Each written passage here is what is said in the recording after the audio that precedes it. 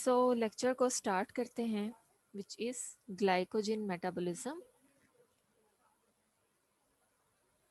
ठीक है, और वी ऑल नो कि हमारे पास जो एनिमल सेल्स, प्लांट सेल्स जो हैं, इनके अंदर ग्लूकोज जो है वो basic prime source of energy है।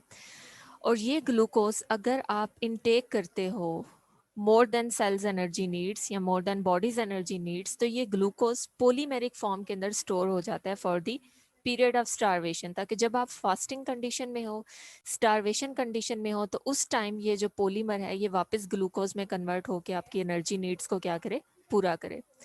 So during well fade state, जब आपने अच्छी खासी क्वांटिटी में ग्लूकोज का इंटेक किया हुआ है, तो इस ग्लूकोज की कुछ अमाउंट जो है वो सेल्स के अंदर, अगर हम सिर्फ लिवर सेल की बात करते हैं, हेपेटोसाइट की बात करते हैं, तो इस लिवर सेल के अंदर इस ग्लूकोज की कुछ अमाउंट तो एनर्जी प्रोडक्शन के लिए यूज हो जाएगी।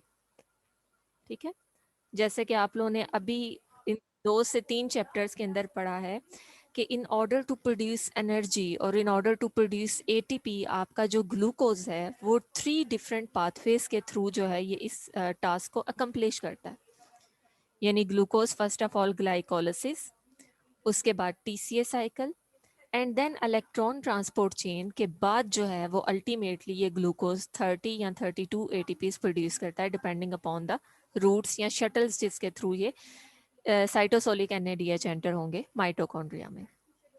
ठीक है, बट समटाइम्स आप जब वेल फेड कंडीशन में हैं तो amount of glucose energy production के लिए जितना ग्लूकोज रिक्वायर्ड है उससे ज्यादा है।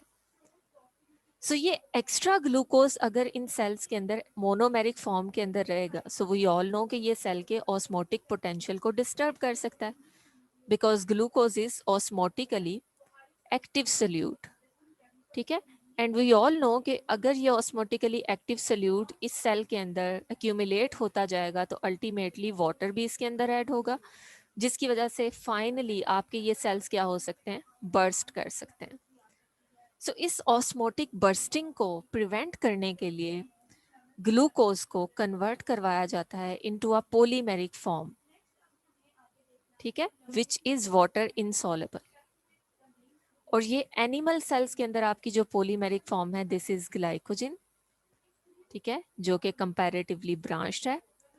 और दूसरी तरफ आपके पास अगर आप प्लांट सेल्स की बात करते हैं तो वहां पे भी ग्लूकोज पॉलीमेरिक फॉर्म में प्रेजेंट होता है, but this glucose is present in the form of polymer starch. ठीक है, सिर्फ डिफरेंस आपके पास क्या है कि एनिमल सेल में ये जो पॉलीमर है ये ज्यादा ब्रांच्ड है compare to the polymer of plant cells. ठीक है, सो ये आपके पास एक्चुअली ग्लाइकोजन है जो कि वेल फेड कंडीशंस के अंदर बनता है। अब अगर हम दूसरी कंडीशंस की तरफ आते हैं, जब आपकी बॉडी स्टारवेशन केस में है, स्टारवेशन कंडीशन में, और स्टारवेशन कंडीशन में क्या होता है कि आपका जो ब्लड ग्लूकोज लेवल है वो ड्रॉप होना शुरू हो जाता है, और आपके बॉडी के जो मल्टीपल सेल्स हैं उनमें एनर्जी प्रोडक्शन के पाथवेज रुक जाते हैं।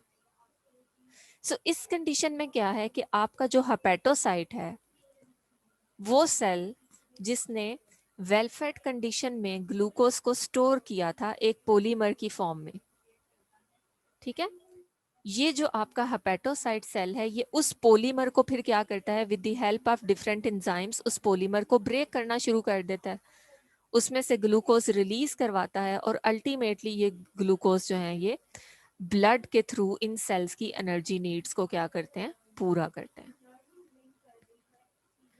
सो आपने ये देखा कि depending upon your energy status, आपकी जो कितनी क्वांटिटी में आप फूड को इनटेक कर रहे हो, इन बेसिस की बेस पे आपके पास जो है वो ग्लाइकोजन या तो बन सकता है, एक प्रोसेस है which is glycogenesis, formation of glycogen, या तो ये प्रोसेस हो सकता है जो कि किस कंडीशन में होगा, वेल फेड कंडीशन में, जब आपके पास हाई कंसंट्रेशन किसकी है, ग्लूकोज की है।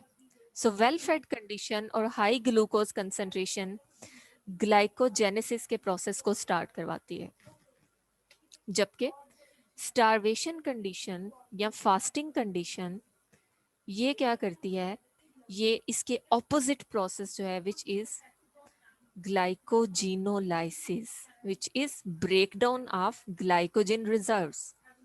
जो ग्लाइकोजन वेल फेड स्टेट में बना था उसकी लाइसिस करवाने वाला जो प्रोसेस है, दिस प्रोसेस इज ग्लाइकोजिनोलाइसिस।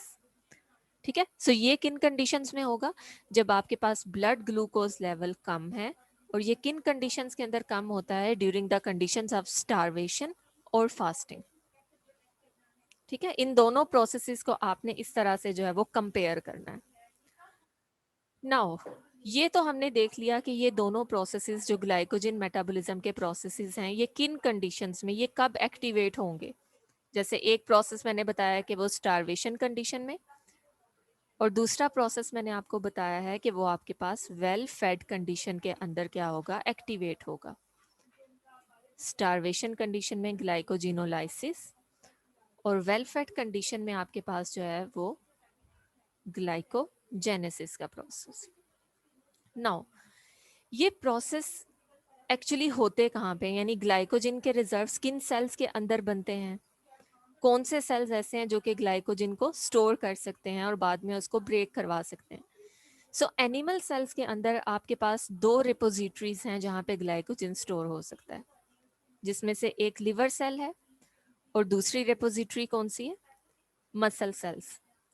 लेकिन इन दोनों सेल्स के अंदर जो ग्लाइकोजन के रिजर्व स्टोर हैं उनके पर्पस डिफरेंट हैं।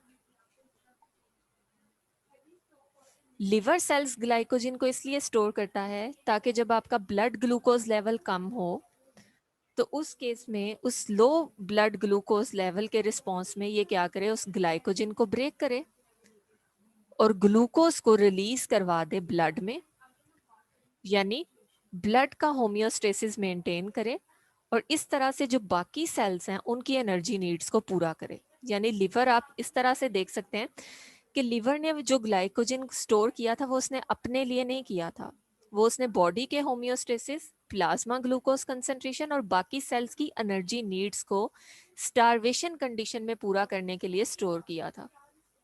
लेकिन मसल सेल्स के जो रिजर्व्स हैं, मसल्स जो हैं वो थोड़े से सेल्फिश सेल्स इस तरह से हैं कि यहाँ पे जो ग्लाइकोजन के रिजर्व्स हैं ये जब ब्रेक होंगे तो इनसे रिलीज होने वाला ग्लूकोज इन मसल सेल्स की एनर्जी नीड्स को ही पूरा करेगा। मसल सेल्स कभी भी इस ग्लूकोज को ब्लड में रिलीज नहीं करेंगे और बाकी सेल्स तक नहीं भेजेंगे।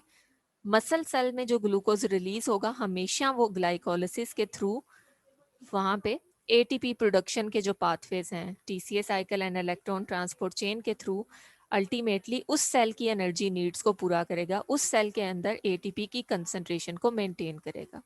जबकि लिवर सेल्स के अंदर स्टोर जो ग्लाइकोजन रिजर्व्स हैं ये पूरी बॉडी को हेल्प कर सकते हैं, पर्टिकुलरली जो इन ग्लूकोज डिपेंडेंट सेल्स हैं, ब्रेन सेल्स, उनको ये प्रोवाइड करता है ड्यूरिंग कंडीशन ऑफ स्टारवेशन। ठीक है, अब कहाँ पे स्टोर हैं और किस कंडीशन में स्टोर हो रहे हैं, इसके साथ साथ आपने एक और चीज जो क्लियर करनी है वो ये कि ये जो दो प्रोसेसेस हैं, ग्लाइकोजन फॉर्मेशन और ग्लाइकोजन की ब्रेकडाउन, ये दोनों प्रोसेसेस एक्चुअली स्टार्ट किस तरह से होते हैं, यानी किस तरह से आपका जो लो ब्लड ग्लूकोज है, ये लो ब्लड ग्लूकोज ग्लाइकोजन की ब्रेकडाउन करवाएगा, और किस तरह से आपका जो हाई ब्लड ग्लूकोज है ये ग्लाइकोजन की फॉर्मेशन करवाएगा। यानी ठीक है, ये तो हमें पता चल गया कि लो ब्लड ग्लूकोज के रिस्पॉन्स में आपके पास जो है, जैसे यहाँ पे आपने देखा है कि जब ब्लड ग्लूकोज कंसंट्रेशन कम होती है तो ग्लाइकोजन ब्रेक ब्रेक कर जाता है और वो प्लाज्मा ग्लूकोज कंसंट्रेशन को मेंटेन करता है। But how? ठीक है, इसी तरह से आपने यहाँ पे देखा है कि वेल फेड कंडीशन में जो एक्स्ट्रा ग्लूकोज है वो ग्लाइकोजन में कन्वर्ट होता है, बट कौन सा सिग्नल है जो कि इसे यहाँ पे जो एंजाइम्स हैं, ग्लाइकोजन की फॉर्मेशन के एंजाइम्स, उनको एक्टिव करेगा। सो मोस्टली दो ऐसे हार्मोन्स हैं जो कि इन प्रोसेसेस को रेगुलेट करते हैं। ठीक है, वी ऑल नो कि आपका जो ब्लड ग्लूकोज है ये पेंक्रियाज के थ्रू डिफरेंट हार्मोन्स को रिलीज करवाता है। सपोज ये आपके पास पेंक्रियाज है और पेंक्रियाज में वी ऑल नो कि डिफरेंट टाइप ऑफ सेल्स हैं, जिसमें से दो सेल्स को हम मेटाबॉलिज्म के साथ जो है वो रिलेट करते हैं, बिकॉज ये कुछ ऐसे हार्मोन्स रिलीज करते हैं जो कि मेटाबॉलिज्म को क्या करते हैं, रेगुलेट करते हैं। सो ये जो दोनों पैंक्रियाटिक सेल्स हैं अल्फा एंड बीटा, ये सेंस करते रहते हैं ब्लड ग्लूकोज को। जब आपके पास ब्लड ग्लूकोज कंसंट्रेशन ज्यादा है, सो उस कंडीशन में जो पैंक्रियाटिक बीटा सेल्स हैं, ये पैंक्रियाटिक बीटा सेल्स क्या करते हैं, इंसुलिन को रिलीज करते हैं ब्लड के अंदर। ठीक है, इस कंडीशन में अल्फा सेल्स की कोई सिक्रीशंस नहीं होंगी। ठीक है, सो हाई ब्लड ग्लूकोज के रिस्पॉन्स में आपके जो पैंक्रियास हैं, ये ग्लूकोज तो वैसे ही ज्यादा क्वांटिटी में प्रेजेंट है, लेकिन उस हाई ग्लूकोज के साथ साथ ये एक हार्मोन इंसुलिन को भी रिलीज करवा देते हैं। ठीक है, फ्रॉम बीटा सेल्स। अब ये जो इंसुलिन रिलीज हुआ है हाई ब्लड ग्लूकोज के रिस्पॉन्स में, इस इंसुलिन के डिफरेंट फंक्शंस हैं। लाइक प्रीवियस लेक्चर्स के अंदर हमने ये देखा था कि आपके जो सेल्स हैं, there are certain cells which are insulin dependent, because in cells के अंदर जो ग्लूकोज के ट्रांसपोर्टर्स होते हैं, ये ट्रांसपोर्टर्स साइटोसोल्स में प्रेजेंट होते हैं, and in order to shift these transporters to plasma membrane, insulin का रिसेप्टर के साथ बाइंड करना जरूरी है। बिकॉज इंसुलिन और उसके रिसेप्टर के दरमियान जो इंटरेक्शन है, ये एक ऐसी सिग्नलिंग कैस्केड को इनिशिएट करेगी, उन एक्टिवेटर्स को जो है वो एक्टिवेट करेगी, जो अल्टीमेटली इस ट्रांसपोर्टर को, ग्लूकोज के ट्रांसपोर्टर को कहाँ पे ले आएंगे, प्लाज्मा मेम्ब्रेन में ले आएंगे। एंड वंस आपके ये ट्रांसपोर्टर्स प्लाज्मा मेम्ब्रेन में आ गए, तो उसके बाद ये सेल्स जो हैं वो in response to high blood glucose, उस ग्लूकोज को क्या करना शुरू कर देंगे, इंटरनलाइज, और उससे अपनी एनर्जी नीड्स को पूरा करना शुरू कर देंगे। सो इंसुलिन का एक इफेक्ट तो हमने ये देखा कि ये सेल्स के अंदर ग्लूकोज को एंटर करवाती है। ग्लूकोज की जो एंट्री है वो इस इंसुलिन पे डिपेंड करती है कि अगर ये अवेलेबल है तो तभी ये सेल्स ग्लूकोज को अपटेक करेंगे, अगर ये हार्मोन अवेलेबल नहीं है तो ये सेल्स ग्लूकोज को अपटेक नहीं करेंगे। एक और जो इम्पोर्टेंट टास्क इस इंसुलिन ने परफॉर्म करना है वो क्या है कि ये ग्लाइकोजिन फॉर्मेशन के जो इंजाइम्स हैं, ग्लाइकोजिन को बनाने वाले जो इंजाइम्स हैं, उनको एक्टिव भी करती है। यानी जब इंसुलिन रिलीज हुई, सेल्स ने ग्लूकोज को अपटेक किया और अपनी एनर्जी नीड्स को पूरा कर लिया। अब जैसे ही सेल की एनर्जी नीड्स पूरी हो गई है, स्टिल ग्लूकोज एक्सेसिव अमाउंट में प्रेजेंट है। सो उस केस में ये इंसुलिन क्या करती है, ये लिवर सेल्स के अंदर जो ग्लाइकोजिन को बनाने वाले एंजाइम्स हैं, मोस्टली ग्लाइकोजिन सिंथेज, यहाँ पे सपोज इंसुलिन का रिसेप्टर है, so this insulin will bind to its receptor और सेल के अंदर कुछ सिग्नल मॉलिक्यूल्स या सिग्नलिंग कैस्केड को क्या कर देती है, स्टार्ट कर देती है, और फाइनली ये सिग्नल मॉलिक्यूल आके इस एंजाइम को जो है वो क्या कर देते हैं, एक्टिव कर देते हैं। सो जब ये एंजाइम एक्टिव होगा, उस केस में आपका जो ग्लाइकोजिन है, इसकी बायोसिंथेसिस स्टार्ट हो जाएगी। लेकिन इस इंसुलिन का सिर्फ वन वे इफेक्ट नहीं है। ये इंसुलिन एक तरफ तो ग्लाइकोजिन फॉर्मेशन के एंजाइम्स को एक्टिव करती है, ठीक है, इस साइन से मैं एक्टिवेशन को रिप्रेजेंट करूंगी, और दूसरी तरफ जो आपके पास ग्लाइकोजिन को डीग्रेड करने वाले एंजाइम्स हैं, बिकॉज एक ही सेल के अंदर ग्लाइकोजिन को बनाने और डीग्रेड करने वाले एंजाइम्स दोनों प्रेजेंट है। So whenever insulin will bind to its receptor, so ये इस चीज को मेक श्योर करेगी कि ये दोनों प्रोसेसेस रेसिप्रोकली रेगुलेट हों। अगर एक प्रोसेस के एंजाइम्स एक्टिव हैं, जो दूसरा आपके पास यहाँ पे एंजाइम है ग्लाइकोजिन को डीग्रेड करने वाला या ग्लाइकोजिन की ब्रेकडाउन, ग्लाइकोजिन की डिग्रेडेशन के एंजाइम्स जो हैं, उसको ये क्या कर देगी, फौरी तौर पे इनहिबिट कर देगी। ठीक है, सो आप कह सकते हैं कि ये जो इंसुलिन यहाँ पे रिलीज होती है in response to high blood glucose, इस इंसुलिन के फर्दर टू इफेक्ट्स हैं। एक तरफ एक्टिवेट करना, ग्लाइकोजिन को बनाने वाले एंजाइम ग्लाइकोजेनेसिस के एंजाइम्स को एक्टिव करना, और दूसरी तरफ इनहिबिट करना उन सब एंजाइम्स को जो कि ग्लाइकोजिन को क्या कर सकते हैं, ब्रेक कर सकते हैं। ठीक है, ये हाई ब्लड ग्लूकोज के रिस्पॉन्स में जो हार्मोन रिलीज हुआ है, उसके इफेक्ट्स हम लोगों ने देखे हैं। अब अगर हम सेकंड सिनेरियो देखते हैं, जब आपके पास ब्लड ग्लूकोज कंसंट्रेशन कम है, ठीक है, जब ब्लड ग्लूकोज कंसंट्रेशन कम होगी, इसका अगर हम ऑपोजिट रिएक्शन देखें तो in response to the low blood glucose concentration, आपका अगेन ये जो पेंक्रियाज है, अब इसके बीटा सेल्स कोई सिक्रीशन रिलीज नहीं करेंगे, इंसुलिन को रिलीज नहीं करेंगे। इस टाइम पे जो लो ब्लड ग्लूकोज कंसंट्रेशन है उसके रिस्पॉन्स में अल्फा सेल्स एक हार्मोन रिलीज करते हैं विच इज ग्लूकागोन। ठीक है, और ये ग्लूकागोन क्या करता है, ये ब्लड ग्लूकोज कंसंट्रेशन को मेंटेन करने की कोशिश करता है, बिकॉज वी ऑल नो कि होम्योस्टेसिस को मेंटेन करना सबसे ज्यादा इंपॉर्टेंट है। सो जैसे ही ब्लड ग्लूकोज कंसंट्रेशन ड्रॉप होगी तो आपका ब्रेन इन अल्फा सेल्स को डिक्टेट करेगा कि ये इस टाइम किस हार्मोन को रिलीज करें, ग्लूकागोन को। ठीक है, सो ग्लूकागोन रिलीज हुआ। जैसे ही ग्लूकागोन रिलीज होगा, ये लिवर के ऊपर प्रेजेंट अपने रिसेप्टर्स के साथ बाइंड करेगा। आल्दो इसके रिसेप्टर सिर्फ लिवर के ऊपर ही प्रेजेंट नहीं है, फर्दर आपके पास जो है वो 3 टारगेट्स हैं जहां पे ये बाइंड कर सकता है, liver, muscles and adipose tissues. Starvation condition है ना, सो लिवर सेल में जाके क्या करेगा, एक तरफ पहले ग्लाइकोजिन को ब्रेक करवाएगा, ग्लाइकोजिन की जो ब्रेकडाउन वाले इंजाइम्स हैं उनको एक्टिव करवाएगा। मसल सेल्स में भी ग्लाइकोजिन ब्रेकडाउन को इनिशिएट करेगा। ठीक है, ब्लड ग्लूकोज लेवल जो है वो लिवर क्या करेगा, जो ग्लूकोज रिलीज करेगा उसको ब्लड में भेजना शुरू कर देगा। लेकिन जैसे ही आपका ये ग्लाइकोजन खत्म हो जाता है तो अब ये लिवर के अंदर एक और काम भी करता है, क्या करता है, ग्लूकोनियोजेनेसिस के प्रोसेस को, ग्लूकोनियोजेनेसिस के जो एंजाइम्स हैं उनको भी एक्टिव करवा देता है, बिकॉज स्टारवेशन में हमें पता है कि ग्लूकोज बनाने की जरूरत है। सो लिवर के अंदर एक तरफ तो ये ग्लाइकोजन ब्रेकडाउन को एक्टिव करवाता है और दूसरी तरफ ग्लूकोनियोजेनेसिस को एक्टिव करवाता है। मसल सेल्स के अंदर एक तरफ ग्लाइकोजन ब्रेकडाउन करवा के उन सेल्स को फोर्स करता है कि उस ग्लूकोज को यूज करो, और दूसरी तरफ प्रोटीन्स को ब्रेक करवाना शुरू कर देता है।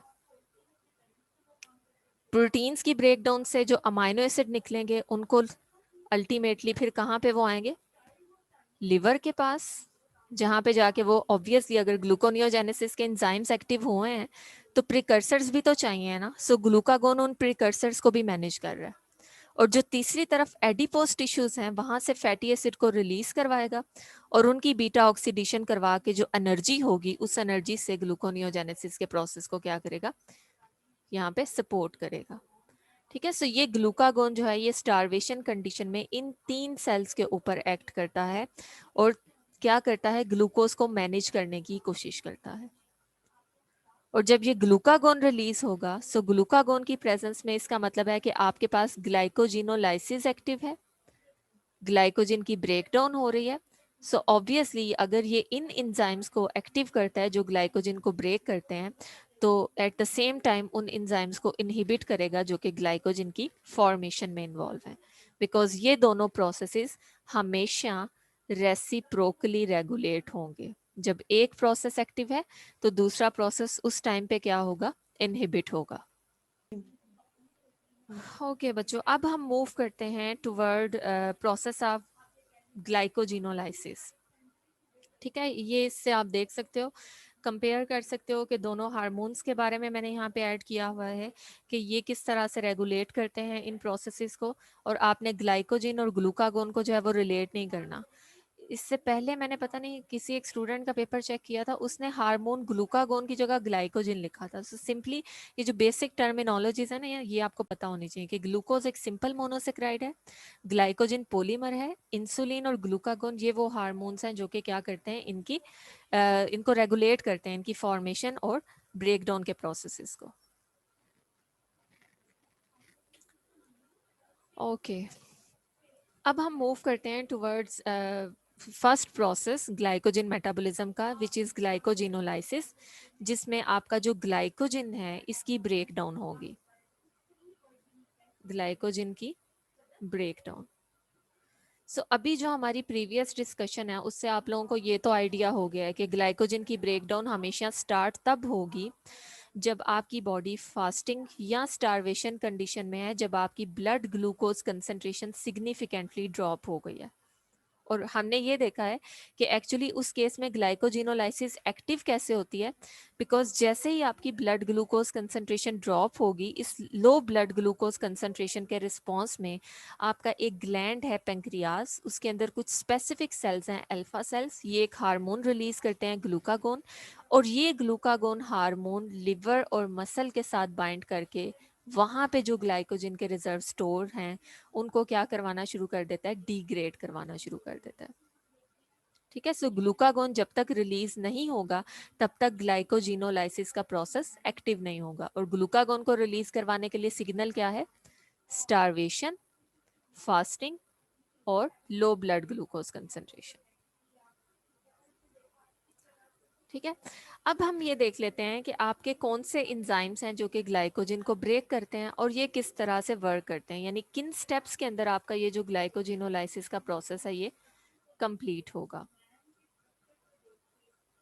सबसे पहला जो आपके पास एंजाइम है, दिस इज ग्लाइकोजन फॉस्फोराइलेज। आप लोगों को याद होगा कि जब मैंने डिस्कस किया था ग्लाइकोलिसिस का प्रोसेस, तो वहां पे मैंने आप लोगों से ये कहा था कि जो आपके एक्सोजीनियस पॉलीसेकेराइड हैं,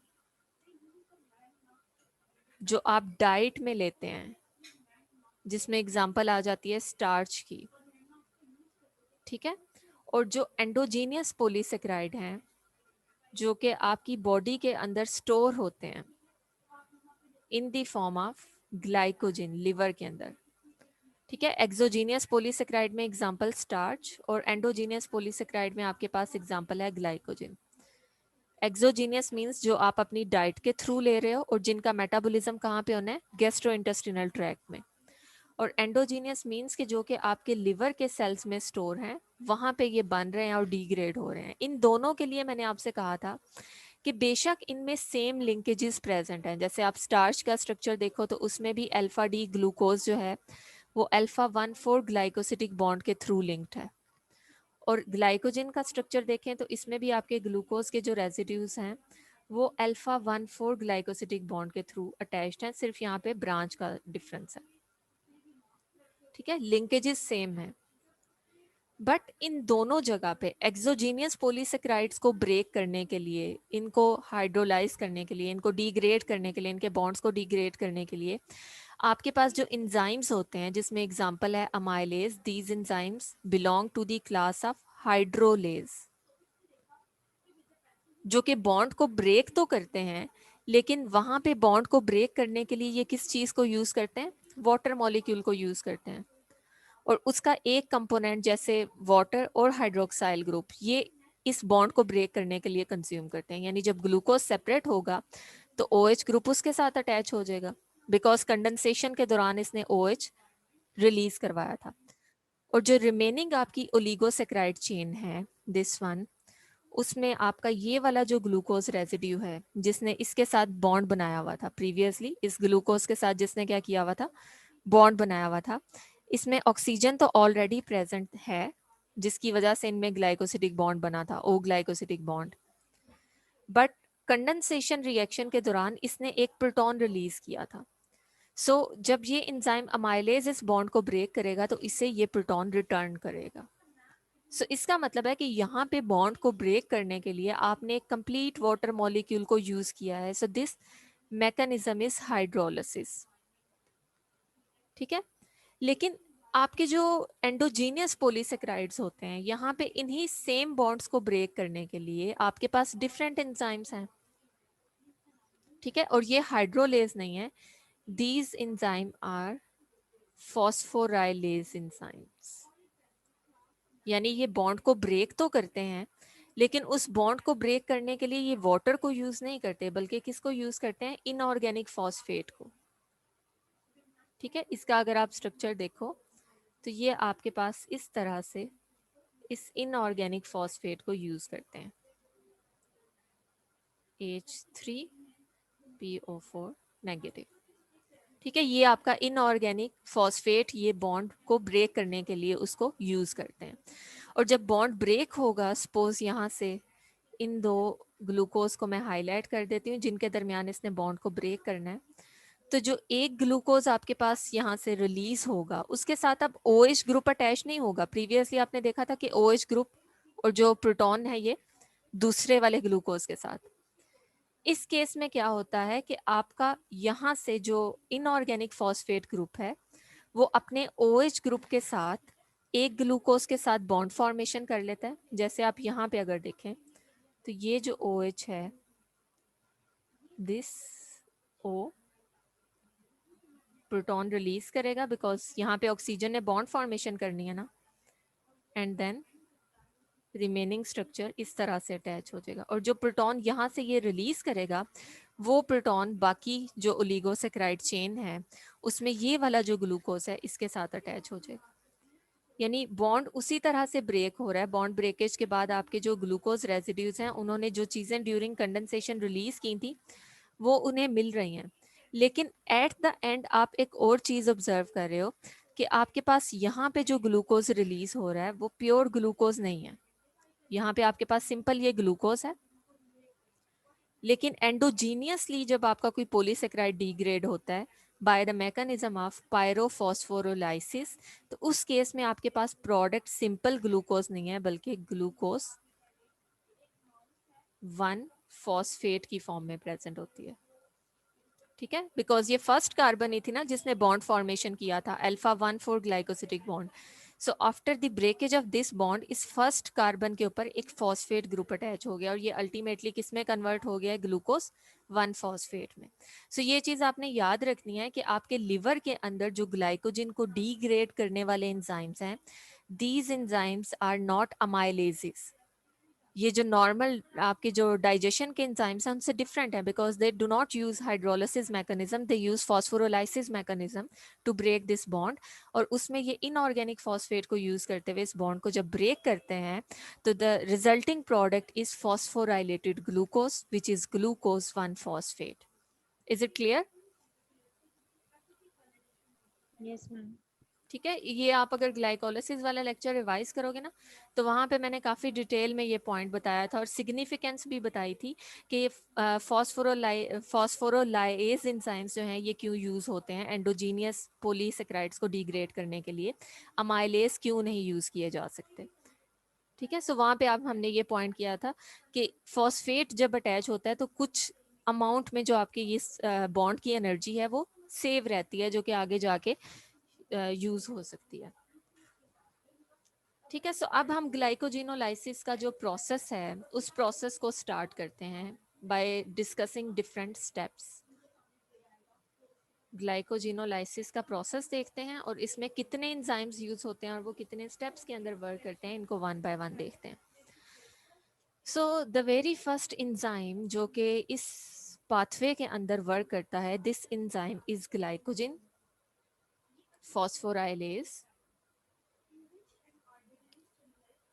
ठीक है, और शायद कार्बोहाइड्रेट्स और लिपिड्स में आप लोगों को याद होगा मैंने एक पॉइंट आप लोगों के सामने जो है वो डिस्कस किया था कि ये जो ग्लाइकोजन फॉस्फोराइलेज एंजाइम्स हैं या जो ग्लाइकोजन को डीग्रेड करने वाले एंजाइम्स हैं ये हमेशा जो आपका बॉन्ड ब्रेकेज का मैकेनिज्म है, फॉस्फोरोलाइसिस का जो मैकेनिज्म है उसको स्टार्ट करते हैं फ्रॉम नॉन रिड्यूसिंग एंड। ठीक है, हमेशा जो bond alpha 1,4 glycosidic bond break होगा वो ब्रेकेज कहाँ से स्टार्ट होगी, from non reducing end. So अगर यहाँ पे आप लोग देखते हैं कि ये आपके पास जो है वो ग्लूकोज है, ये सेकंड ग्लूकोज है, देन आपके पास थर्ड ग्लूकोज है, यानी हम ग्लाइकोजन की एक चेन ड्रॉ कर लेते हैं जिसमें डिफरेंट ग्लूकोज रेजिड्यूज जो हैं वो alpha 1,4 ग्लाइकोसिटिक बॉन्ड के थ्रू लिंक्ड हैं। मैं यहाँ पे ब्रांच पॉइंट हाईलाइट नहीं कर रही। अच्छा, यहाँ पे अब हम इस ग्लाइकोजन की चेन को देख रहे हैं। मैंने यहाँ पे आपके सामने जो है वो ब्रांच पॉइंट्स अभी नहीं बताया बिकॉज मैं सिंपल बताने लगी हूँ कि यहाँ पे जो आपका alpha 1,4 ग्लाइकोसिटिक बॉन्ड है इसको ये पहला एंजाइम ग्लाइकोजन फॉस्फोरोलाइएज एंजाइम जो है ये कैसे इसको डिग्रेड करेगा। ठीक है, सो इस केस में आप आइडेंटिफाई कर सकते हो कि this and is non reducing and, because हम पॉलीसेक्राइड्स के केस में उस एंड को नॉन रिड्यूसिंग एंड कहते हैं जहाँ पे आपका जो फर्स्ट कार्बन है एनोमेरिक कार्बन वो फ्री नहीं होता बल्कि वो ग्लाइकोसिटिक बॉन्ड फॉर्मेशन में इन्वॉल्व है। सो इस केस में आपका ये जो ग्लूकोज है, इस ग्लूकोज का anomeric carbon, this first carbon, ये ग्लाइकोसिटिक बॉन्ड फॉर्मेशन में इन्वॉल्व है, so this is non reducing and. लेकिन अगर आप यहाँ से इस ग्लूकोज को देखें, जो कि सपोज यहाँ पे मल्टीपल ग्लूकोज रेजिड्यूज थे, मैंने सिर्फ 3 ड्रॉ किए हैं, ऑब्वियसली ये हंड्रेड्स ऑफ ग्लूकोज हो सकते हैं। सो जो लास्ट आपके पास होगा ग्लूकोज, जो कि बिल्कुल राइट साइड पे होगा, यहाँ पे जो आपका पहला कार्बन एटम है, इसको अगर आप ऑब्जर्व करें तो इसमें एनोमेरिक कार्बन फ्री है। ठीक है, सो ये वाला एंड जहां पे आपका एनोमेरिक कार्बन एटम फ्री है, वो ग्लाइकोसिटिक बॉन्ड फॉर्मेशन में इन्वॉल्व नहीं है, इस एंड को आप क्या कहते हो, रिड्यूसिंग एंड। सो जो आपका ये इंजाइम है, ग्लाइकोजन फॉस्फोराइलेज इंजाइम, ये हमेशा बॉन्ड ब्रेकेज का जो प्रोसेस है उसको स्टार्ट करता है from left and, from non reducing and, reducing and से नहीं करता। ठीक है, ये चीज आप लोगों ने यहाँ से माइंड में रखनी है। ओके, अब यहाँ पे जो बॉन्ड ब्रेक होना है वो मैं ऑलरेडी बता चुकी हूँ कि उस बॉन्ड को ब्रेक करने के लिए इसने इनऑर्गेनिक फॉस्फेट को यूज़ करना है, और आपके पास यहाँ पे जब ये इनऑर्गेनिक फॉस्फेट को कंज्यूम करेगा in order to break this bond, यहाँ पे एंजाइम है ग्लाइकोजन फॉस्फोराइलेज, तो आपका ये जो इनऑर्गेनिक फॉस्फेट है ये इनकार्पोरेट हो जाएगा उस ग्लूकोज के साथ जो यहाँ से फ्री होगा। बॉन्ड ब्रेकेज के बाद आपका ये जो ग्लूकोज यहाँ से फ्री हो रहा है, उस ग्लूकोज के साथ यहाँ पे क्या चीज़ अटैच हो जाएगी, ये इनऑर्गेनिक फॉस्फेट। सो मैं यहाँ पे इसको इस तरह से लिख रही हूँ कि आपके पास जो प्रोडक्ट आएगी, this product will be glucose 1 phosphate plus oligosaccharide chain, आपके पास जो रिमेनिंग है हो जाएगी। ठीक है, जो रिमेनिंग ओलिगोसेक्राइड चेन है वो एज इट इज आपके पास आ जाएगी। सो जो एक इवेंट आपने यहाँ पे ऑब्जर्व किया है वो क्या है कि ग्लाइकोजन फॉस्फोराइलेज एंजाइम के एक्शन के बाद जब एक ग्लूकोज सेपरेट होता है, तो इनिशियली अगर आपकी उस ग्लाइकोजन के अंदर number of glucose residues n थे, तो अब आपके पास उस चेन के अंदर एक ग्लूकोज रेजिड्यू की डेफिशिएंसी हो जाएगी। सो जितनी आपके ग्लूकोज हैं, जितने टाइम्स उसके ऊपर ग्लाइकोजन फॉस्फोराइलेज एंजाइम एक्ट करता जाएगा, वो उस लॉन्ग पॉलीसेक्राइड चेन में से एक एक ग्लूकोज को क्या करता जाएगा, सेपरेट करवाता जाएगा और ग्लूकोज 1 फॉस्फेट में कन्वर्ट करता जाएगा, as you can see in this diagram, this one. ठीक है, कि आपके यहाँ से नॉन रिड्यूसिंग एंड से, दोनों चूंकि नॉन रिड्यूसिंग एंड्स है ना, तो यहाँ से ये बॉन्ड को ब्रेक करता जाएगा और आपके पास प्रोडक्ट्स में मल्टीपल ग्लूकोज 1 फॉस्फेट के जो मॉलिक्यूल्स हैं वो प्रोड्यूस होते जाएंगे। ये सारे का सारा काम किसने किया है, ग्लाइकोजन फॉस्फोराइलेज एंजाइम ने। अब एक और पॉइंट जो आपने यहाँ पे देखना है, सेकेंड स्टेप में क्या होता है कि ये जो ग्लाइकोजन फॉस्फोराइलेज एंजाइम है ना, एक मोमेंट ऐसा आता है जब ये मजीद अपनी एक्टिविटी परफॉर्म नहीं कर सकता, यानी इसका जो एक्शन है वो स्टॉप हो जाएगा। और ये एक्शन स्टॉप कब होगा, जब ये उस ग्लाइकोजन में किसी ब्रांच पॉइंट को अप्रोच करेगा। यानी ये आपके पास लीनियर ग्लूकोज चेन है ना, अनब्रांच चेन है, और ये आपके पास ब्रांच पॉइंट है जहाँ पे अल्फा 1,6 लिंकेज है। नॉर्मली इसने ब्रांच के ऊपर नॉन रिड्यूसिंग एंड से यहाँ से जो ग्लूकोज है उनको रिमूव करना शुरू किया by the mechanism of phosphorolysis, but once ये इंजाइम इस ब्रांच से 4 ग्लूकोज रेजिड्यूज अपार्ट यहाँ तक पहुंचा है, सपोज ये आपका इंजाइम है, तो अब इसका जो एक्शन है वो क्या हो जाएगा, स्टॉप हो जाएगा। यानी अब उससे क्या चीज रिक्वायर्ड है कि पहले ये ब्रांच रिमूव हो, उसके बाद ये अपना जो एक्शन है इसे क्या करेगा, रीस्टोर करेगा। सो इन दिस सेकेंड स्टेप, जब आपका ये ग्लाइकोजन फॉस्फोराइलेज एंजाइम इस ब्रांच पॉइंट को अप्रोच करेगा, इससे 4 ग्लूकोज रेजिड्यूज अपार्ट यहाँ तक पहुंचेगा, तो अब इसे एक हेल्पर एंजाइम की जरूरत है जो कि इस ब्रांच को क्या करेगा, रिमूव करेगा। And this helper enzyme is debranching enzyme. So जो second enzyme आपको यहाँ पे required है, वो इस ब्रांच को रिमूव करने के लिए रिक्वायर्ड है, जिसको आप क्या कहते हैं, डी ब्रांचिंग एंजाइम। और इस डी ब्रांचिंग एंजाइम को समटाइम्स एक सेकंड नेम से भी जो है वो रिप्रेजेंट किया जाता है, which is oligo 162 1,4 glucan transferase, जो कि आपको नेम से ही पता चल रहा है कि ये एक ट्रांसफरेज एंजाइम है। एंड वी ऑल नो कि ट्रांसफरेज एंजाइम्स का पर्पस क्या होता है। एक एग्जांपल शायद मैं आप लोगों को काफ़ी टाइम से जो है वो ट्रांसफरेज के मैकेनिज्म को डिफाइन करने के लिए बताती हूँ कि जो ग्लूकोज है इसका कन्वर्ट होना इनटू ग्लूकोज 6 फॉस्फेट। ठीक है, ये जो आपका एंजाइम है जो कि इस टास्क को परफॉर्म करता है, दिस इज हेक्सोकाइनेज, जो कि एक ट्रांसफरेज है।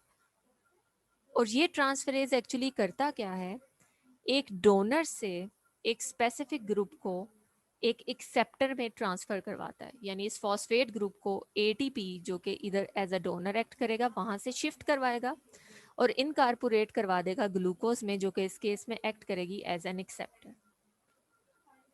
ठीक है, और फाइनली ये किस में कन्वर्ट हो जाएगी, एडीपी में। सो जितने भी आपके ट्रांसफरेज एंजाइम्स हैं वो एक डोनर से एक स्पेसिफिक ग्रुप को ट्रांसफर करवाते हैं एक्सेप्टर पे। और यहाँ पे जो आपका ट्रांसफरेज एंजाइम है ये किस ग्रुप को ट्रांसफर करवाएगा, ग्लूकन चेन को, ग्लूकोज रेजिड्यूज को ट्रांसफर करवाएगा। ठीक है, और कहाँ से कहाँ ट्रांसफर करवाएगा, फ्रॉम ओलिगो 1,6 पोजीशन, यानी ओलिगोसेक्राइड जो आपके पास 1,6 लिंकेज में है वहां से 1,4 लिंकेज पे। इसको आप यहाँ से देख सकते हो और ज़्यादा बेहतर क्लियर कर सकते हो कि सपोज ये आपके पास जो है वो ग्लाइकोजिन का एक मॉलिक्यूल है जिसके ऊपर इनिशियली ग्लाइकोजिन फॉस्फोराइलेज एंजाइम ने एक्ट किया और मल्टीपल पोजीशन से ग्लूकोज को सेपरेट करवाना शुरू कर दिया। बट जैसे ही ये glycogen phosphorylase enzyme alpha 1,6 position पे प्रेजेंट ब्रांच से 4 ग्लूकोज रेजिड्यूज अपार्ट यहाँ पे पहुंचा तो इसका एक्शन स्टॉप हो गया। और अब फर्दर इस सेक्शन को कंटिन्यू करने के लिए इसे एक हेल्पर एंजाइम की ज़रूरत है, और उस हेल्पर एंजाइम का क्या नाम है, डी ब्रांचिंग एंजाइम, जिसके पास दो एक्टिविटीज़ हैं। पहली एक्टिविटी कौन सी है, ट्रांसफरेज एक्टिविटी, जिसके थ्रू ये इन 3 ग्लूकोज रेजिड्यूज को, इन 4 में से 3 ग्लूकोज रेजिड्यूज को जो कि येलो कलर में लेबल हैं 1,6 पोजीशन से ट्रांसफर करवाएगा इस 1,4 चेन के ऊपर। ठीक है, सो पहली एक्टिविटी कौन सी है, ट्रांसफरेज एक्टिविटी, जिसके थ्रू ये डी ब्रांचिंग एंजाइम इन 3 ग्लूकोज रेजिड्यूज को इस alpha 1,4 linked unbranched glucose chain के ऊपर शिफ्ट करवा देता है। And then second activity is glucosidase activity, जिसमें ये सिंपल हाइड्रोलिसिस के मैकेनिज्म के through without using phosphate group, simple hydrolysis के मैकेनिज्म के थ्रू अल्फा 1,6 पोजीशन के बॉन्ड को क्या कर देता है, ब्रेक कर देता है। और हाइड्रोलिसिस अगर हुई है तो ऑब्वियसली इट मीन्स कि ग्लूकोज रिलीज होगा, फॉस्फोराइलेटेड ग्लूकोज रिलीज नहीं होगा। सो आपका ये जो हेल्पर एंजाइम है इसने 2 स्टेप्स के अंदर पहले 3 ग्लूकोज को इस चेन में ऐड करवाया, और जो ये ग्लूकोज था जिसने अल्फा 1,6 बॉन्ड बनाया हुआ था इसको रिलीज करवा दिया। एंड देन फाइनली अब आपका ये जो इनिशियल एंजाइम था डी ब्रांचिंग एंजाइम, ये अपनी एक्टिविटी को वापस क्या कर लेगा, रीस्टोर कर लेगा, और इस पूरी चेन में जो glucose residues alpha 1,4 glycosidic bond के थ्रू अटैच हैं उनको क्या करता जाएगा, रिलीज करवाता जाएगा इनटू ग्लूकोज 1 फॉस्फेट। ओके, अब ये जितना भी ग्लूकोज आपके ग्लाइकोजिन के मेटाबॉलिज्म के बाद या ग्लाइकोजिनोलाइसिस के प्रोसेस के बाद रिलीज हुआ है, ये सारे का सारा ग्लूकोज इस टाइम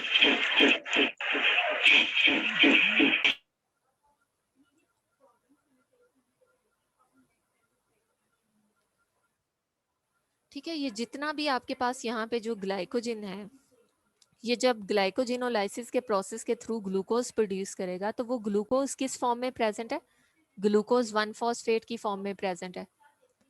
ठीक है, और अगर लिवर सेल ने इस ग्लूकोज को ब्लड में रिलीज करना है तो इट मीन्स कि इसको सबसे पहले ये फॉस्फेट ग्रुप यहाँ से रिमूव करवाना होगा ताकि ये ग्लूकोज डीफॉस्फोराइलेटेड फॉर्म में ब्लड में जाए। ठीक है, बट दिस टाइम आपके पास जो म्यूटेज एंजाइम है, this mutase is specific for glucose.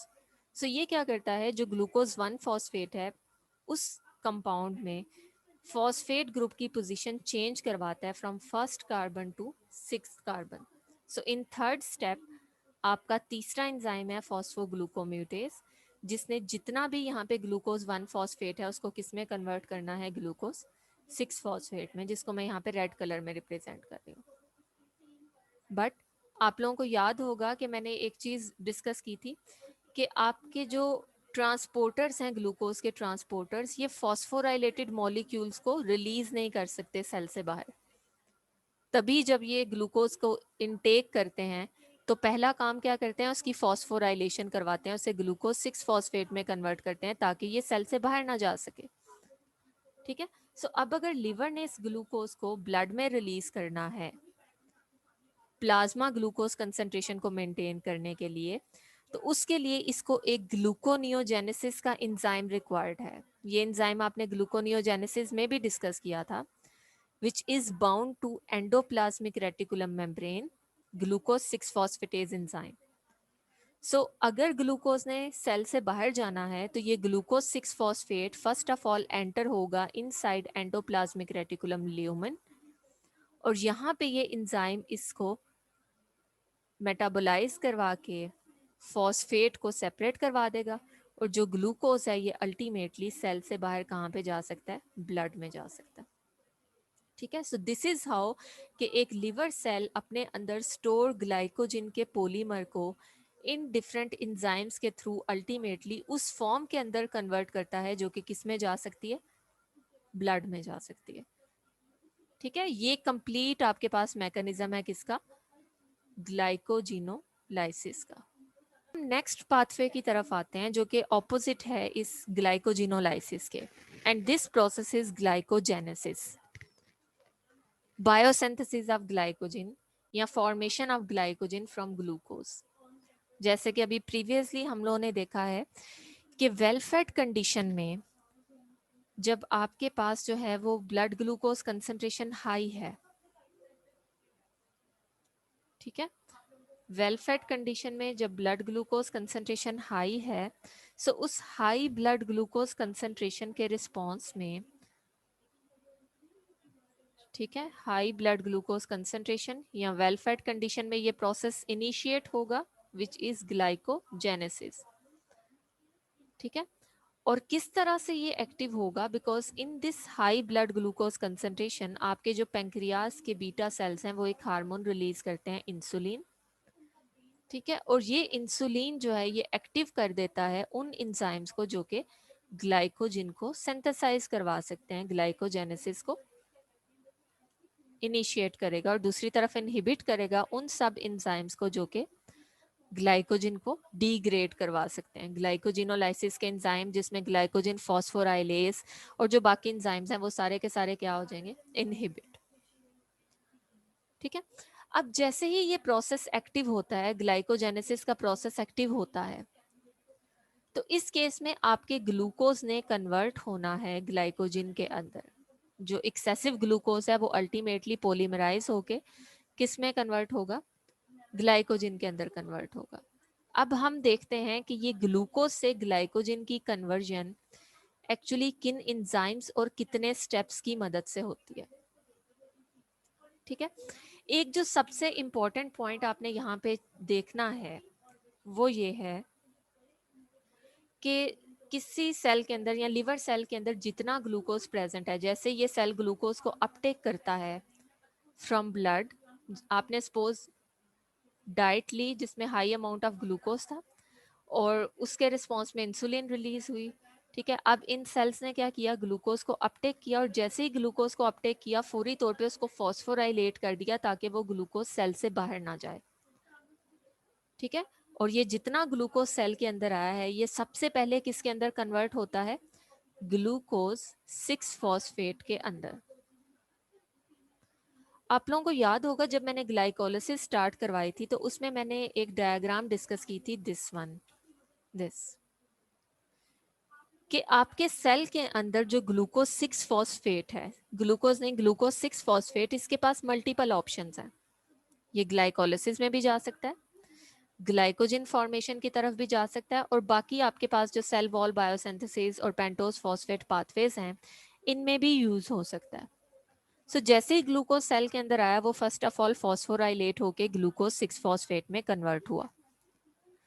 No cell ने कुछ ग्लूकोज को यूज करना है अपनी एनर्जी प्रोडक्शन के लिए और बाकी ग्लूकोज को यूज करना है स्टोरेज पर्पस के लिए, बिकॉज ये ग्लूकोज बहुत ज्यादा क्वांटिटी में है और एनर्जी प्रोडक्शन के बावजूद आपके पास कुछ ग्लूकोज की अमाउंट क्या रहेगी, सेल के अंदर प्रेजेंट रहेगी।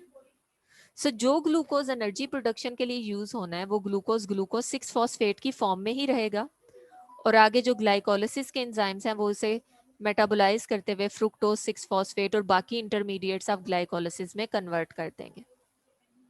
लेकिन वो ग्लूकोज जिसने एनाबोलिक पाथवेज में यूज होना है, चाहे स्टोर होना है, चाहे सेल वॉल बायोसिंथेसिस करनी है, यानी किसी भी एनाबोलिक पाथवे के अंदर अगर ग्लूकोज ने यूज होना है तो वो first of all glucose 6 phosphate first of all किस में कन्वर्ट होगा, ग्लूकोज 1 फॉस्फेट में with the help of same enzyme phosphoglucoamutase, और ये ग्लूकोज 1 फॉस्फेट उसे कन्वर्ट कर देगा into UDP glucose, ADP glucose,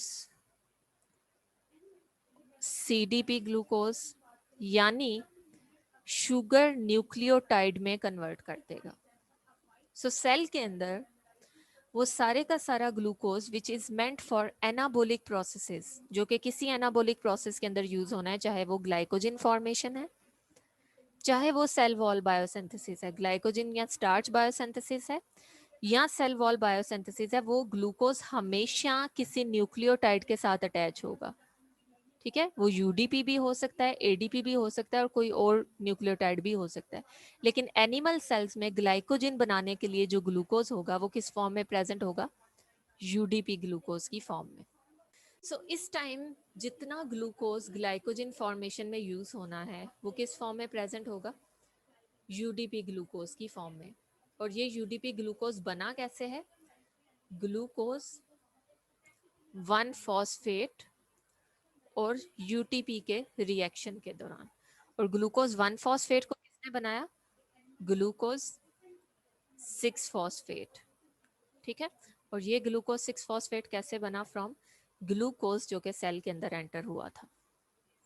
ठीक है, सो डिफरेंट एंजाइम्स के थ्रू आपका ये जो ग्लूकोज है ये अल्टीमेटली किस में कन्वर्ट होता है, यूडीपी ग्लूकोज में कन्वर्ट होता है। नाउ पहले सिग्निफिकेंस देख लेते हैं कि यूडीपी ग्लूकोज की फॉर्म में ही ग्लूकोज क्यों यूज होता है फॉर एनाबोलिक रिएक्शंस, उसके बाद हम इन स्टेप्स को देखते हैं।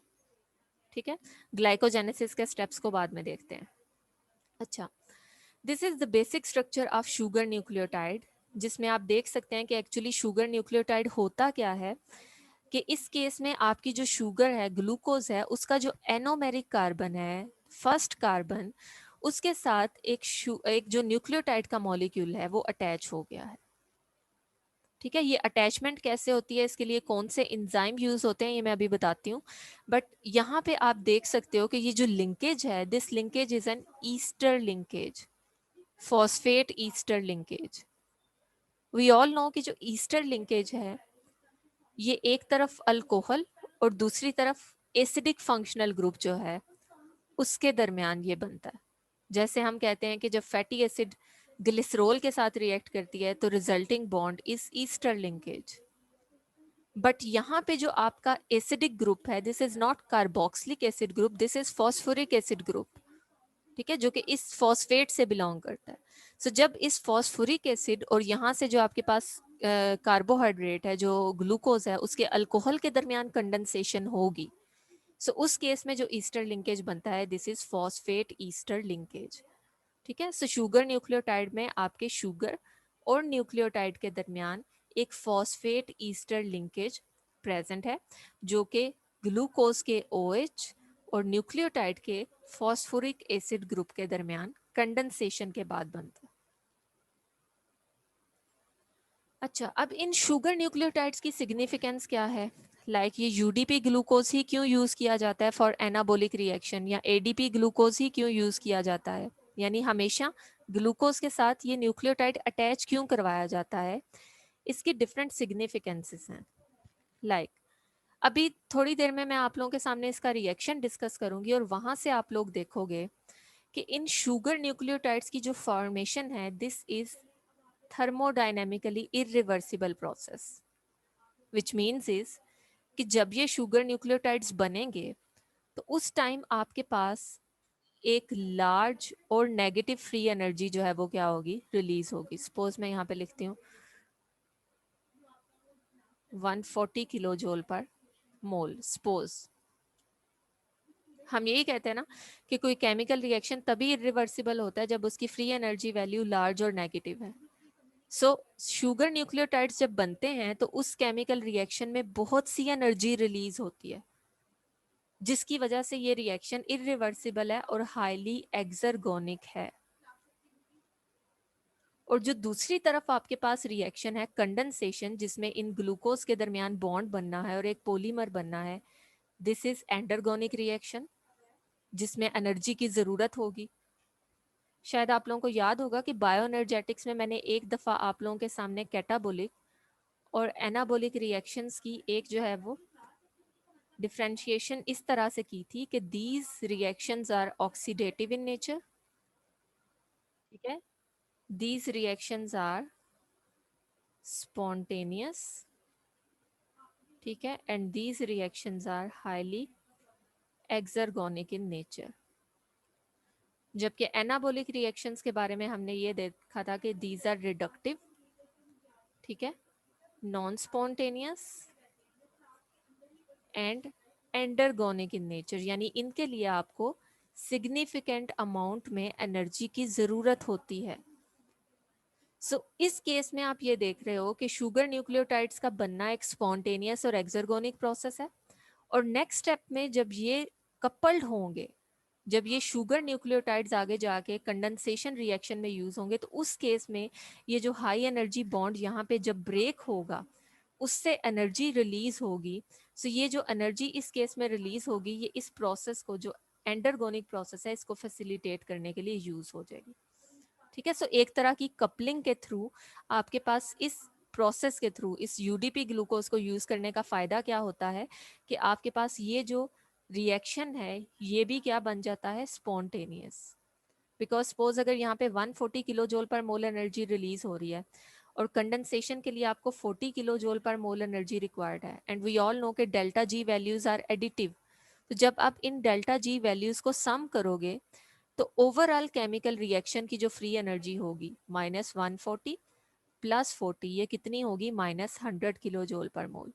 यानी कपलिंग के बाद आपका ये जो कंडेंसेशन का रिएक्शन है it is still irreversible and spontaneous.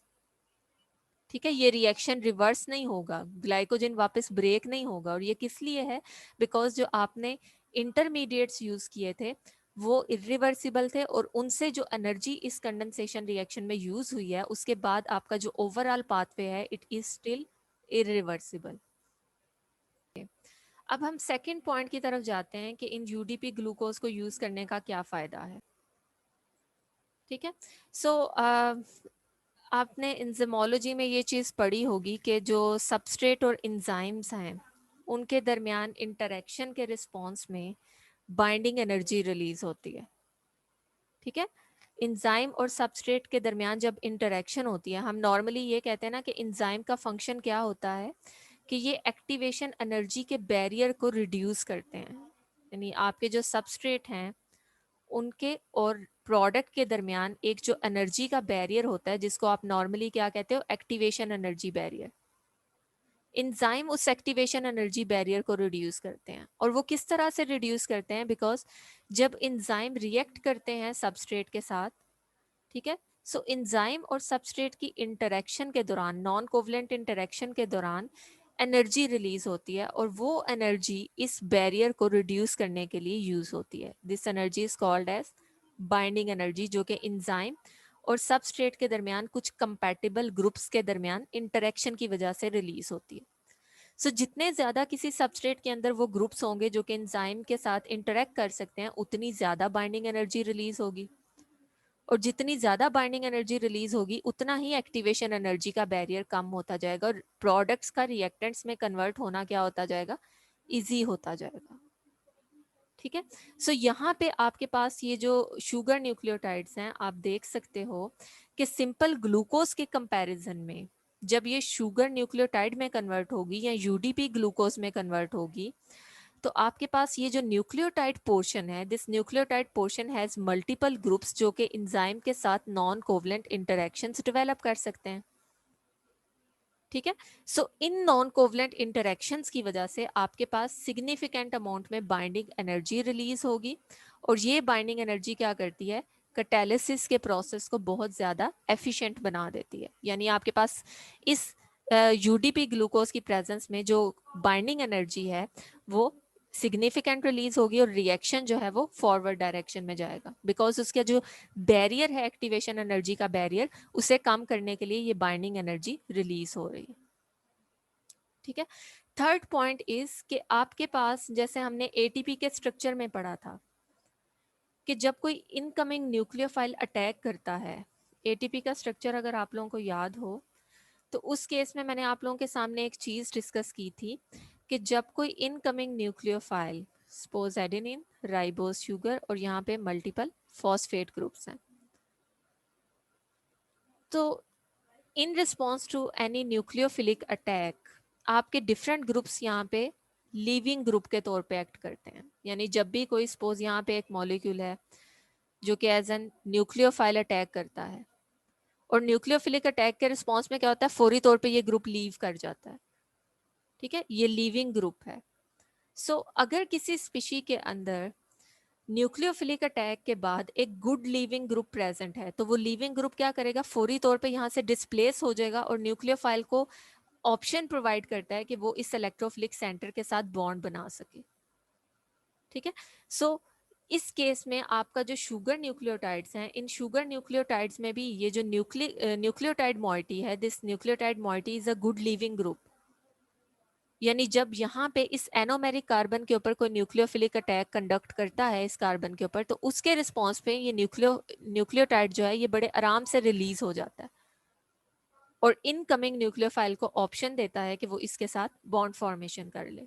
ठीक है, सो इनकी एक गुड लिविंग ग्रुप प्रॉपर्टीज जो हैं, ये कंडेंसेशन रिएक्शन को फैसिलिटेट करती हैं। यानी जैसे कोई न्यूक्लियोफाइल अटैक करता है, तो ये एक गुड लिविंग ग्रुप के तौर पे अटैक करते हुए पहले उस स्ट्रक्चर को स्टेबलाइज करते हैं, लेकिन जैसे ही कोई न्यूक्लियोफाइल अप्रोच करता है तो फौरी तौर पे वहां से रिलीज हो जाएंगे एज अ लिविंग ग्रुप। ठीक है, इसलिए ये रिएक्शन को क्या करते हैं, फैसिलिटेट करते हैं, न्यूक्लियोफिलिक अटैक को फैसिलिटेट करते हैं। एंड लास्ट ऑप्शन मैं समहाउ आप लोगों से पहले ही डिस्कस कर चुकी हूँ कि जब ग्लूकोज सेल के अंदर प्रेजेंट है और उसके ऊपर अगर न्यूक्लियोटाइड का टैग लगा हुआ है, जैसे कुछ ग्लूकोज है उसके ऊपर यूडीपी अटैच है, और यहाँ पे कुछ ग्लूकोज है उसके ऊपर 6 पोजीशन पे फॉस्फेट ग्रुप अटैच है। ठीक है, सो ये glucose is meant for catabolic pathway, ये glycolysis TCA cycle electron transport chain से एनर्जी प्रोड्यूस करेगा, and the amount of glucose जिसके ऊपर यूडीपी या न्यूक्लियोटाइड का टैग लगा हुआ है, this is specific for anabolic pathway. So एक सेल के अंदर एक मॉलिक्यूल के ऊपर डिफरेंट ग्रुप्स की अटैचमेंट के थ्रू ये उसको कैटाबोलिक और एनाबोलिक पाथवे में से किस पाथवे में यूज होना है ये डिफरेंशिएट कर लेते हैं।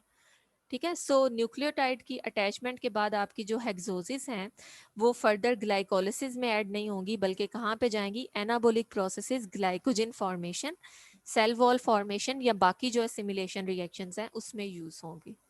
सो दीज आर द सिग्निफिकेंसेस कि क्यों शुगर्स के ऊपर ये न्यूक्लियोटाइड्स अटैच होते हैं। यहाँ पे अब हम ग्लाइकोजेनेसिस के प्रोसेस को देख लेते हैं, और ग्लाइकोजेनेसिस के प्रोसेस में ये आप लोग ऑलरेडी मैंने ये पॉइंट्स डिस्कस किए हैं कि सेल के अंदर जैसे ही ग्लूकोज एंटर होता है, तो फर्स्ट स्टेप के अंदर आपके पास एक एंजाइम है हेक्सोकाइनेज जो कि इसे कन्वर्ट करेगा ग्लूकोज 6 फॉस्फेट में। सेकेंड स्टेप में आपके पास ग्लूकोज 6 फॉस्फेट के ऊपर सेकेंड एंजाइम म्यूटेज एक्ट करेगा जो कि उसे कन्वर्ट करेगा ग्लूकोज 1 फॉस्फेट में। एंड देन ग्लाइकोजिनोलाइसिस का पहला enzyme which is UDP glucose pyrophosphorylase enzyme, ये इस ग्लूकोज 1 फॉस्फेट और यूटीपी के दरमियान कंडेंसेशन करवाता है। ठीक है, और यहाँ पे क्या करेगा कि इस ग्लूकोज 1 फॉस्फेट को यूडीपी ग्लूकोज में कन्वर्ट करेगा, और इनऑर्गेनिक फॉस्फेट आपके पास जो है वो सेपरेट हो जाएंगे। ये रिएक्शन होता किस तरह से है, यहाँ पे आप देख सकते हो कि this is a molecule of glucose 1 phosphate. ठीक है, जिसमें ग्लूकोज की फर्स्ट पोजीशन पे ये फॉस्फेट ग्रुप है जो कि एज अ न्यूक्लियोफाइल अटैक करेगा इस यूटीपी के ऊपर। यहाँ पे एनटीपी है विच मीन्स कि ये एटीपी भी हो सकता है, यूटीपी भी हो सकता है, सीटीपी भी हो सकता है, कोई सा भी न्यूक्लियोटाइड ट्राईफॉस्फेट हो सकता है। सो ग्लूकोज 1 फॉस्फेट में जो फर्स्ट पोजीशन पे फॉस्फेट है ये न्यूक्लियोफिलिक अटैक कंडक्ट करता है इस इंटरनल फॉस्फेट ग्रुप के ऊपर, जिसके रिस्पॉन्स में ये pyrophosphate as a leaving group separate हो रहा है। ठीक है, और जो आपके पास ये है ये एडिनाइलेट ग्रुप एएमपी, इस केस में यूएमपी, ये इस फॉस्फेट के साथ बॉन्ड फॉर्मेशन कर लेगा बिकॉज हमें पता है कि जो न्यूक्लियोफाइल अटैक करता है वो उस इलेक्ट्रोफिलिक सेंटर के साथ बॉन्ड बनाता है। सो ये ऑक्सीजन इस फॉस्फेट के साथ बॉन्ड बनाएगा। सो फाइनली आपके पास यहाँ पे यूडीपी ग्लूकोज बन जाएगी। और जो दूसरा आपके पास यहाँ पे प्रोडक्ट है, this product is highly unstable. ये आपके पास एक स्टेबल प्रोडक्ट है जो कि एज इट इज सेल के अंदर रहेगी, बट जो अनस्टेबल प्रोडक्ट है इसके ऊपर फर्दर एक और एंजाइम है विच इज इनऑर्गेनिक पायरोफॉस्फेटेज, जो कि इसको मजीद ब्रेक करेगा स्टेबल प्रोडक्ट के अंदर और कन्वर्ट कर देगा into the two molecules of inorganic phosphate. So overall आपके पास जो पहला रिएक्शन है इससे तो कम अमाउंट में एनर्जी रिलीज होती है। सपोज आप यहाँ पे देख लें कि सपोज मैंने पीछे 140 कही थी ना, तो सपोज आपके पास इस फर्स्ट स्टेप के अंदर 70 किलो जूल पर मोल एनर्जी रिलीज हो रही है। ठीक है, और नेक्स्ट स्टेप के अंदर आपके पास एनर्जी रिलीज हो रही है अगेन 90 किलो जूल पर मोल। ये मैं हाइपोथेटिकल वैल्यूज लिख रही हूँ। सो ओवरऑल इस प्रोसेस को लार्ज और नेगेटिव बनाने के लिए इन दोनों रिएक्शंस का होना ज़रूरी है। ठीक है, सो एट द एंड आपके पास इस केमिकल रिएक्शन की वजह से लार्ज और नेगेटिव एनर्जी रिलीज होगी, जिसकी वजह से ये रिएक्शन क्या होगा, irreversible. This is the first step, formation of sugar nucleotide. Second step में जैसे ही ये शुगर न्यूक्लियोटाइड बनेगी, जैसे आप यहाँ पे देख रहे हैं दिस इज शुगर न्यूक्लियोटाइड जो कि पिछले स्टेप में बनी है। इसमें ये पोर्शन आपके पास यूडीपी का है और ये ग्लूकोज है। ये शुगर न्यूक्लियोटाइड ग्रोइंग जो आपकी ओलिगोसेक्राइड चेन है उसके नॉन रिड्यूसिंग एंड में, ये जो फोर्थ पोजीशन पे आपका है ना कार्बन, इसके ऊपर अटैक कंडक्ट करेगी। यानी होता क्या है कि this OH group is a nucleophile जो कि जब अप्रोच करता है यूडीपी ग्लूकोज को तो ये न्यूक्लियोफिलिक अटैक कंडक्ट करता है इस इलेक्ट्रोफिलिक सेंटर के ऊपर, इस कार्बन के ऊपर। और जैसे कि मैंने प्रीवियसली बताया था कि अगर कोई न्यूक्लियोफाइल इस यूडीपी ग्लूकोज के ऊपर अटैक करेगा तो ये न्यूक्लियोटाइड जो है ये लिविंग ग्रुप के तौर पे सेपरेट हो जाएगा। सो यूडीपी सेपरेट हो जाएगा और जो आपका ये फर्स्ट कार्बन है ये बॉन्ड बना लेगा with this hydroxyl group of the fourth carbon of this glucose. So ultimately आपके पास यहाँ पे ये जो ग्लूकोज पहले यूडीपी ग्लूकोज की फॉर्म में प्रेजेंट था वो इस ग्लाइकोजिन चेन के अंदर ऐड हो जाएगा। और प्रीवियसली अगर इस ग्लाइकोजिन में n नंबर ऑफ ग्लूकोज थे, so after the enzyme glycogen synthase ये रिएक्शन जब कैटालाइज करवाएगा तो आपके पास एक ग्लूकोज का नंबर क्या हो जाएगा, इस चेन में इंक्रीज हो जाएगा। So just like glycogen phosphorylase जो कि एक एक ग्लूकोज को सेपरेट कर रहा था, ग्लाइकोजिन सिंथेज सीरीज में या स्टेप वाइज एक एक ग्लूकोज को इस चेन के अंदर क्या करता जाता है, ऐड करवाता जाता है। ठीक है, और यहाँ पे आप देख रहे हैं कि वन बाय वन आपके पास जो है ये ग्लूकोज रेजिड्यूज जब अटैच होते जाएंगे तो फिर आपके पास थर्ड एंजाइम है जो कि यहाँ पे ब्रांच पॉइंट इंट्रोड्यूस करवाएगा। This is glycogen branching enzyme. ठीक है, जब आपके पास ये पॉलीसेकेराइड चेन इलोंगेट होती जाएगी, ये अभी आपके पास एक अनब्रांच चेन है जिसमें किसी किस्म की कोई ब्रांच नहीं है, बट वी ऑल नो कि ग्लाइकोजन एक हाईली ब्रांच स्ट्रक्चर है। सो जैसे ये सेल के अंदर बनता है ये एक अनब्रांच्ड पॉलीसेकेराइड ये बनेगी, तो अब आपके पास नेक्स्ट एंजाइम है विच इज ब्रांचिंग एंजाइम जो कि इसमें से कुछ ग्लूकोज रेजिड्यूज को ट्रांसफर करवा देता है इस अल्फा 1,4 लिंकेज से अल्फा 1,6 पोजीशन पर।